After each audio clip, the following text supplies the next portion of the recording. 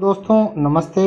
कक्षा 8 विषय सामाजिक विज्ञान अध्याय हमारे अतीत भाग 3 व्यापार से साम्राज्य तक कंपनी की सत्ता स्थापित होती है का होमवर्क।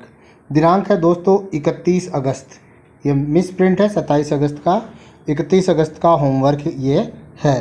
तो पहला प्रश्न देखते हैं दोस्तों। पहला प्रश्न आया है, गवर्नर जनरल वारेन हेस्टिंग के द्वारा न्याय के क्षेत्र में किए गए सुधार बताइए। तो इसके अंदर वारेन हेस्टिंग ने न्याय व्यवस्था 1972 के अंतर्गत प्रत्येक जिले में 2 अदालतें स्थापित की थी। पहली है फौजदारी अदालत, दूसरी है दीवानी अदालत। फौजदारी अदालत के अंदर काजी व मुक्ति न्यायाधीश होते थे जो कलेक्टर की निगरानी में कार्य करते थे, और दूसरी अदालत स्थापित की थी दीवानी अदालत, जिसका मुखिया या जो जज होता था वो यूरोपियन जिला कलेक्टर होता था। तो ये आपको ये डायग्राम बेस पर डायरेक्ट आपको लिख देना है।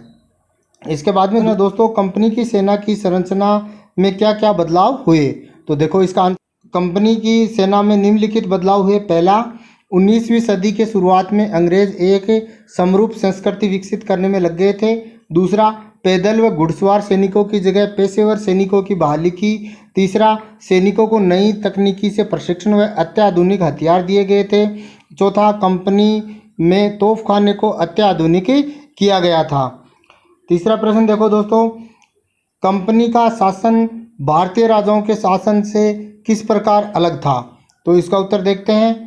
तो इसका उत्तर लिखेंगे दोस्तों, भारतीय राजाओं के शासन व कंपनी के शासन में अंतर निम्नलिखित हैं। इधर रखते हैं भारतीय राजा, इस साइड में लिखते हैं कंपनी का शासन। भारतीय राजा के शासन में पहला देखो, प्रशासन व राजस्व अलग अलग इकाइयों में विभाजित थे, जबकि कंपनी के शासन में प्रशासन व राजस्व शासन गवर्नर के नियंत्रण में था, यानी एक ही आदमी के नियंत्रण में था। इसके बाद में दूसरा पॉइंट है, इसके अंदर पुलिस व राजस्व की पुरानी व्यवस्था थी, जबकि कंपनी के प्रशासन में पुलिस व राजस्व की नवीन व्यवस्था थी। इसके बाद में तीसरा पॉइंट है, दीवानी व फौजदारी दोनों मामले एक साथ ही न्याय व्यवस्था के अंदर आते थे, जबकि कंपनी के अंदर दीवानी व फौजदारी दोनों अदालतें अलग अलग हुआ करती थी। चौथा प्रश्न देखो दोस्तों, दक्षिणी अफ्रीका में दास प्रथा का अंत कब हुआ। तो इसका उत्तर लिखेंगे, दक्षिणी अफ्रीका में दास प्रथा का अंत सन 1834 ईस्वी में हुआ।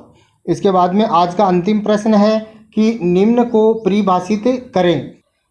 पहला है मैचलॉक। तो मैचलॉक क्या होती थी। मैचलॉक एक बंदूक जिसमें बारूद को माचिस की चिंगारी दी जाती थी, ऐसी जो बंदूक होती है उसको मैचलॉक कहते थे।